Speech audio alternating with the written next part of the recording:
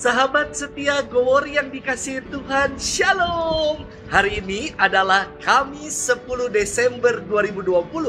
Kita akan bersama-sama mendengarkan firman Tuhan yang diambil dari Injil Matius 11 ayat 11 sampai dengan 15. Mari kita siapkan hati kita. Haleluya,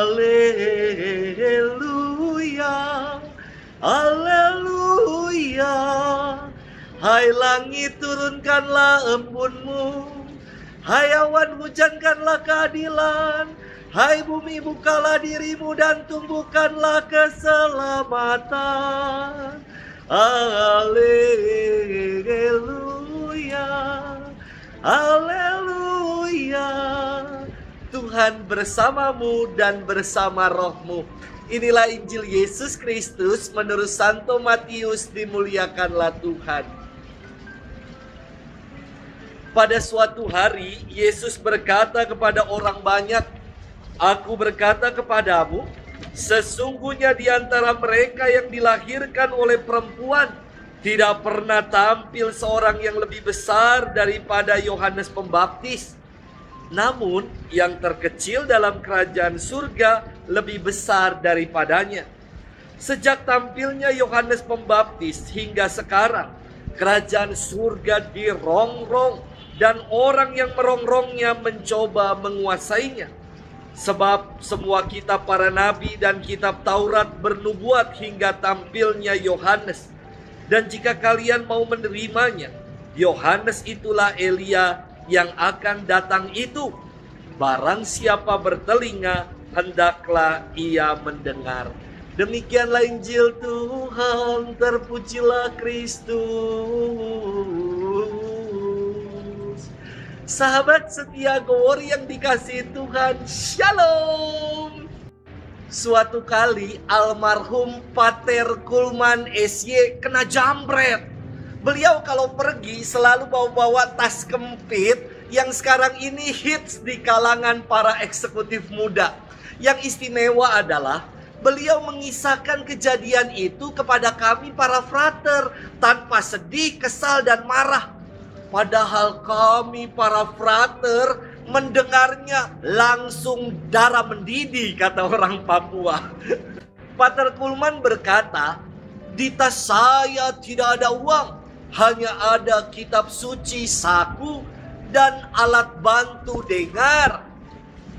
Semoga maling yang ambil tas saya, dia baca kitab suci dan dengar suara Tuhan."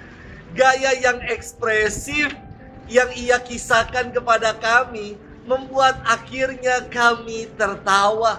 Kini Pater Kulman sudah berbahagia bersama Bapa di surga. Sahabat setia Gowor yang dikasihi Tuhan, firman Tuhan hari ini istimewa untuk kita renungkan. Yesus memuji Yohanes Pembaptis yang telah mempersiapkan jalan Tuhan. Ia bersabda, "Sesungguhnya di antara mereka yang dilahirkan oleh perempuan tidak pernah tampil seorang yang lebih besar daripada Yohanes Pembaptis. Namun, yang terkecil dalam kerajaan surga lebih besar daripadanya." Aduh, apa maksudnya ya Romo? Kok ini sepertinya dibolak-balik dan bikin bingung. Pertama, yang dikatakan adalah Yohanes Pembaptis atau Nabi Yahya sebagai yang terbesar.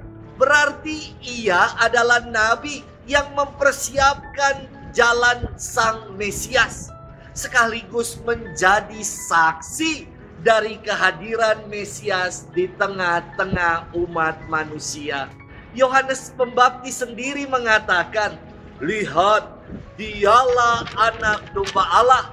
Aku telah melihat Roh turun dari langit seperti merpati, dan ia tinggal di atasnya.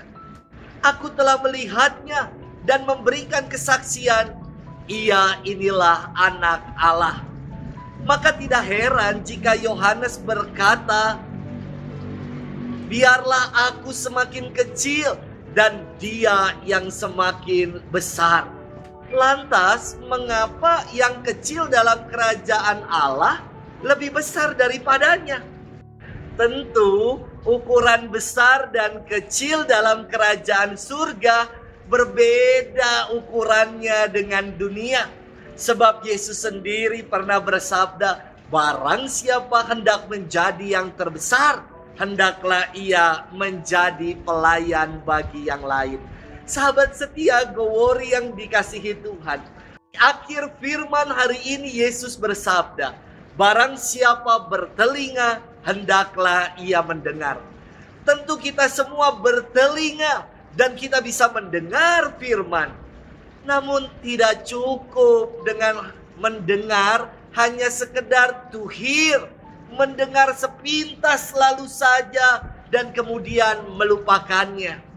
Kita perlu mendengarkan, to listen, mendengar dengan kesungguhan untuk mau melaksanakannya dalam kehidupan harian kita. Apa yang kita dengar dari sabda Tuhan hari ini, semoga yang kita dengar dari firman hari ini sungguh-sungguh kita laksanakan dalam keseharian hidup kita. Tuhan memberkati kita sekalian dalam nama Bapa dan Putra dan Roh Kudus. Amin.